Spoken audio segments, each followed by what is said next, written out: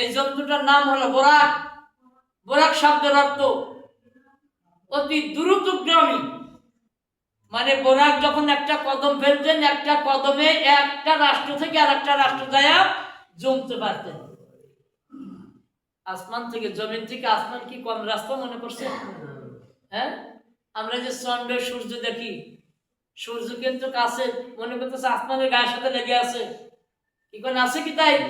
আল্লাহর কোরআন প্রমাণ দিচ্ছে 2,88,000 আর কত জানি কিলো আছে সূর্য, তার উপরেও আসমান আছে, তারও 3 একর উপরে আসমান আছে।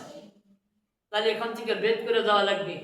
কম কথা, সূর্যে বাড়ি করার জায়গা আছে, কিন্তু সূর্যের পরেও আসমানে যেতে অনেক দ্রুত রাস্তা। বিজ্ঞানরা ওই যে কি কয়, কি যেন একটা যন্ত্র তৈরি করছিল আসমানে যাওয়ার জন্য, কিন্তু কয়েকদিন যাওয়ার পরে যখন মেশিন দুর্বল হয়ে গেছে, এখন বলে যে মরে যাওয়ার সব যান বাঁচানি খরচ, দ্রুত গতিতে নেমে আছে, যাওয়ার ক্ষমতায় জোটে নাই।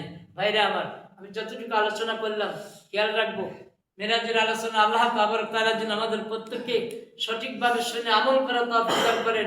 এই আলোচনার মধ্যে অনেক বিষয় আসবে, আমি কিতাব ঘাঁটি ঘাঁটে দেখলাম এই আলোচনার, এই মেরাজের মধ্যে দিয়ে অনেক বিষয় আলোচনা আসবে, যেটা আমরা শুনলে বা আমল যদি করতে পারি তাহলে আমাদের লাভ আছে, আর আমল যদি না করি তাহলে আমাদের কপালে দুঃখ আছে।